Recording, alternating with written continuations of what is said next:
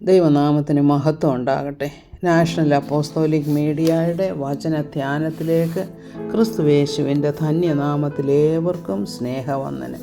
ഇന്നത്തെ നമ്മുടെ ധ്യാനത്തിനായി എടുത്തിരിക്കുന്ന വാക്യം ഗലാത്യ ലേഖനം 2:20 ഞാൻ ക്രിസ്തുവിനോട് കൂടെ ക്രൂശിക്കപ്പെട്ടിരിക്കുന്നു. ഇനി ജീവിക്കുന്നത് ഞാനല്ല, ക്രിസ്തു അത്രയേ എന്നിൽ ജീവിക്കുന്നു.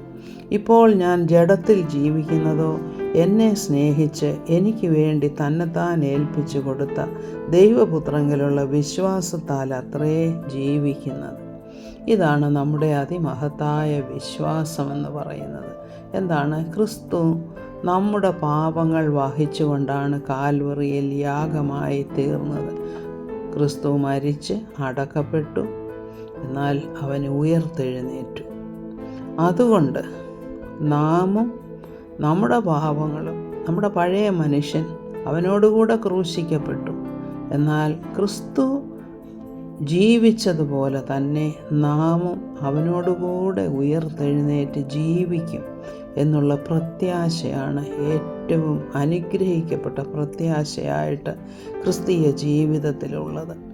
അപ്പോൾ ഇവിടെ പറയുന്നത്, ഇപ്പോൾ ഞാൻ ജഡത്തിൽ ജീവിക്കുന്നതോ എങ്ങനെയാണ്? എന്നെ സ്നേഹിച്ച് എനിക്ക് വേണ്ടി തന്നെത്താൻ ഏൽപ്പിച്ചു കൊടുത്ത ദൈവപുത്രങ്കിലുള്ള വിശ്വാസത്താൽ അത്രയേ ജീവിക്കുന്നത്. അതായത് ക്രിസ്തു നമ്മിൽ വസിക്കുവാൻ തുടങ്ങുകയാണ്. പഴയ മനുഷ്യൻ ക്രൂശിക്കപ്പെട്ടു, പുതിയ മനുഷ്യനാണ് ക്രിസ്തുവിനോട് കൂടെ ഉയർത്തെഴുന്നേറ്റത്.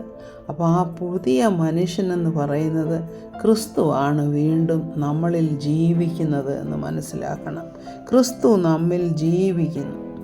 അപ്പോൾ അതുകൊണ്ടാണ് റോമാലേഖനം 6-ാമത്തെ അധ്യായത്തിൽ 5-ാമത്തെ വാക്യം പറയുന്നത്, നാമും ജീവൻ്റെ പുതുക്കത്തിൽ നടക്കേണ്ടതിന് അവൻ്റെ മരണത്തിൻ്റെ സാദൃശ്യത്തോട് നാം ഏകീഭവിച്ചവരായെങ്കിൽ പുനരുത്ഥാനത്തിൻ്റെ സാദൃശ്യത്തോടും നാം ഏകീഭവിക്കും. അവൻ്റെ മരണത്തോട് നാം എങ്ങനെയാണ് ഏകീഭവിക്കുന്നത്? അവൻ്റെ മരണത്തിലുള്ള വിശ്വാസത്താൽ.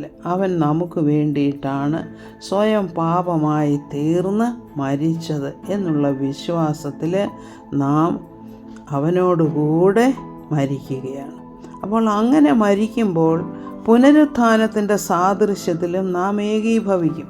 അവൻ പുനരുത്ഥാനം ചെയ്തതുകൊണ്ട് നാമും അവനോടുകൂടെ ജീവിച്ച് ഉയർത്തെഴുന്നേൽക്കും എന്നാണ് പൗലോസ് അപ്പോസ്തലൻ പറയുന്നത്. ഇതാണ് വാസ്തവത്തിൽ ക്രിസ്തീയ ജീവിതമെന്ന് പറയുന്നത്.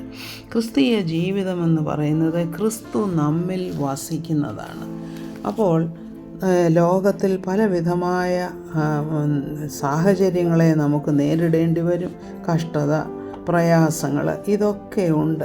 എങ്കിൽ തന്നെയും നമ്മുടെ സ്വഭാവത്തിനൊരു വ്യത്യാസം വരുന്നത് നാം ക്രിസ്തുവിന് വേണ്ടി സമർപ്പിക്കപ്പെട്ടവരായി ജീവിക്കുമ്പോഴാണ്.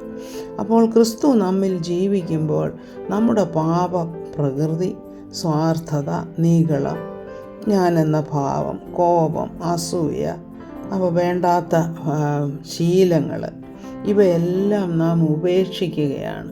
അപ്പം എന്തുകൊണ്ടാണത്? ക്രിസ്തുവാണ് നമ്മിൽ ജീവിക്കുന്നത്. ഇനി ജീവിക്കുന്നത് നാം അല്ല. കാരണം പൗലോസ് അപ്പോസ്തലൻ പറയുന്നത് പോലെ നാം ക്രിസ്തുവിനോട് കൂടെ ക്രൂശിക്കപ്പെട്ടിരിക്കുന്നത് കൊണ്ട് നാം ക്രിസ്തുവിന് വേണ്ടി ജീവിക്കുന്നു, അല്ലെങ്കിൽ പുനരുത്ഥാനം ചെയ്യുന്നു. അപ്പോൾ അതാണ് ക്രിസ്തീയ ജീവിതമെന്ന് പറയുന്നത്. അപ്പോൾ നമ്മൾ മനസ്സിലാക്കേണ്ടത് എന്താണെന്ന് വെച്ചാൽ, ഗലാത്യ ലേഖനത്തിൽ അങ്ങനെ പറയുമ്പോൾ തന്നെ ഇതിൻ്റെ പ്രാക്ടിക്കലായിട്ടുള്ള ഒരു സൈഡ് 2 കൊരിന്ത്യർ 4:10-11 വായിക്കുന്നത് ഇങ്ങനെയാണ്: യേശുവിൻ്റെ ജീവൻ ഞങ്ങളുടെ ശരീരത്തിൽ വെളിപ്പെടേണ്ടതിന് യേശുവിൻ്റെ മരണം ശരീരത്തിൽ എപ്പോഴും വഹിക്കുന്നു. അതായത് ക്രിസ്തുവിന് വേണ്ടി കഷ്ടം അനുഭവിപ്പാനും നാം ഒരുങ്ങിയിരിക്കുന്നു എന്നുള്ളതാണ്. ഇനി 11-ാമത്തെ വാക്യം വായിക്കുന്നത്, ഞങ്ങളുടെ മർത്യ ശരീരത്തിൽ യേശുവിൻ്റെ ജീവൻ വെളിപ്പെടേണ്ടതിന് ജീവിച്ചിരിക്കുന്ന ഞങ്ങൾ എല്ലായ്പ്പോഴും യേശു നിമിത്തം മരണത്തിൽ ഏൽപ്പിക്കപ്പെടും എന്ന് വെച്ചാൽ വളരെയധികം പ്രയാസമുള്ള ഒരു കാര്യമാണ് പാപത്തോട് പോരാടി ജീവിക്കുക എന്ന് പറഞ്ഞാൽ. അപ്പോൾ നാം മരണത്തിൽ ഏൽപ്പിക്കപ്പെടുന്നു എങ്കിൽ തന്നെയും ക്രിസ്തു നമ്മിലുള്ളതുകൊണ്ട് അതിനെ ജയിച്ച് കീഴടക്കുവാനും നമുക്ക് സാധിക്കുന്നുണ്ട്. ഇതാണ് ക്രിസ്തീയ ജീവിതമെന്ന് പറയുന്നത്.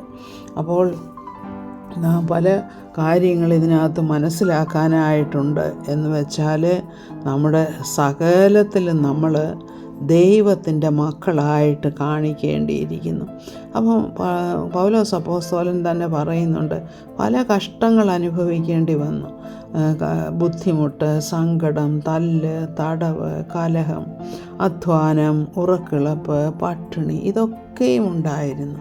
എങ്കിലും ക്രിസ്തു നമ്മിൽ ജീവിക്കുന്നു എന്നുള്ള പ്രത്യാശ വരുമ്പോൾ ഈ കഷ്ടങ്ങളൊന്നും സാരമില്ല എന്ന് എണ്ണുവാനായിട്ടൊരു ധൈര്യം നമുക്ക് ലഭിക്കുകയാണ്. ഇതാണ് ക്രിസ്തു നമ്മിൽ ജീവിക്കുമ്പോൾ നമുക്കുണ്ടാകുന്ന വ്യത്യാസം. അങ്ങനെ ക്രിസ്തു നമ്മിൽ ജീവിക്കാനായിട്ട് ഈ ഒരു ഭാഗ്യാവസ്ഥയിലേക്ക് കർത്താവ് നമ്മെ കൊണ്ടുവന്നിരിക്കുന്ന അവസ്ഥയ്ക്കാണ് കൊലോസ്യ ലേഖനം 1:27 പറയുന്നത്, മഹത്വത്തിൻ്റെ പ്രത്യാശയായ ക്രിസ്തു നമ്മിൽ ജീവിക്കുന്നു എന്നുള്ളത്. ദൈവം അനുഗ്രഹിക്കട്ടെ എന്ന് പ്രാർത്ഥിക്കുന്നു. സകല മഹത്വവും കർത്താവിന്. ആമേൻ.